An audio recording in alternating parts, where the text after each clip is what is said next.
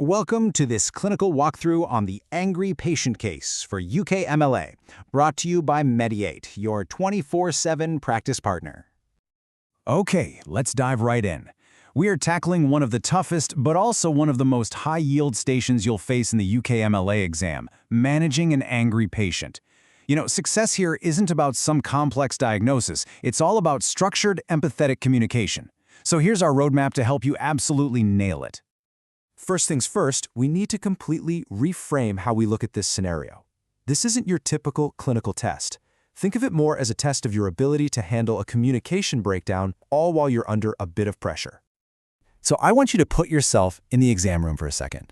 The door opens and the patient is clearly upset, maybe even raising their voice at you. What is the very first thing you need to achieve?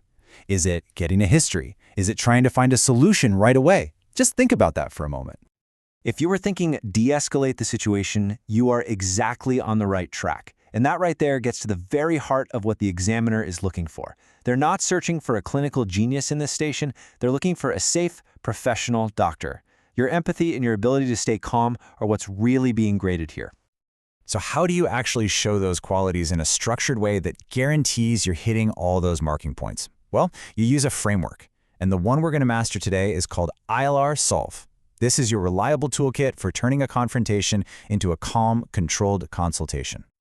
Let's just quickly break it down. It stands for invite, listen, acknowledge, reassure, seek permission, obtain history, lay explanation, validate, and finally explore solution. Now I know it looks like a lot written down, but you're going to see it follows a really natural, logical flow. All right, now for the most important part of our session, actually mastering these steps. Let's break down each piece of the framework so you can use it smoothly and, with real confidence.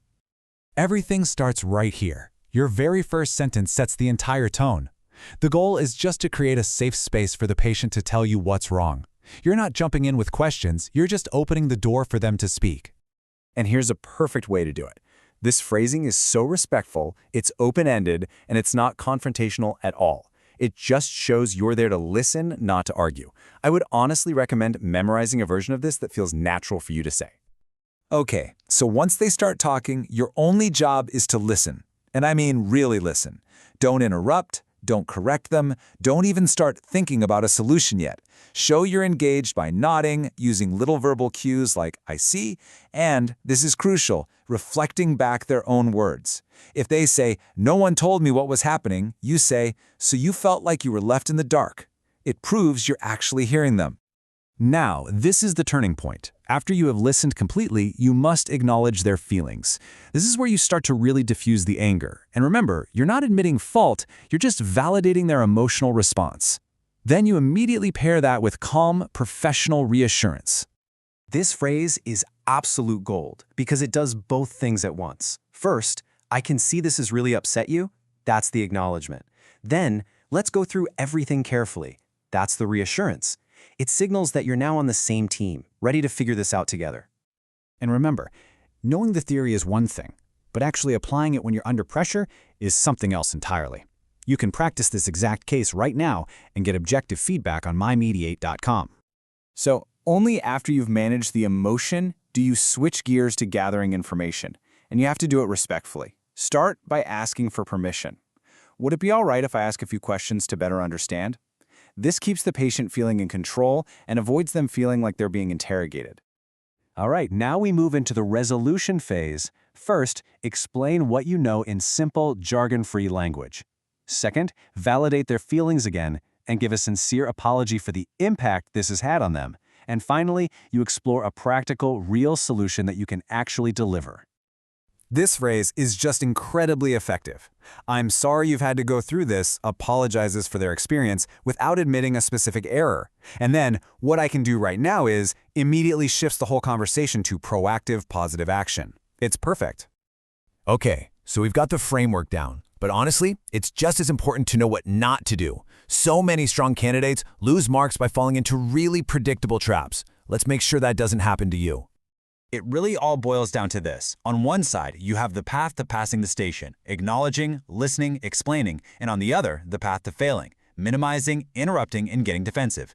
Your mindset has to be collaborative, never combative. Let's get even more specific. 1. Do not interrupt them while they're venting. 2. Do not get defensive. 3. Do not rush. This station absolutely requires patience. 4. Avoid medical jargon at all costs. And 5. Never ever promise something you can't deliver. It is so much better to offer a realistic, small solution than an unrealistic, grand one. We're getting near the end, so let's pull everything together into a final checklist for exam day. These are the core ideas you need to have right at the front of your mind when you walk into that room. Look, if you remember nothing else from this, remember this. Your number one priority is de-escalation. You are being judged on your emotional intelligence and your diplomacy. That ILAR Solve framework just gives you the structure to show it. In this station, the emergency isn't clinical. It's the breakdown in communication. Your job is to be the first responder to that emergency. And that's really the ultimate goal here, isn't it? An angry patient is an opportunity. It's a chance to show your skill in rebuilding trust and turning a really negative experience into a positive, connected one. And with this framework, you are more than ready to do just that.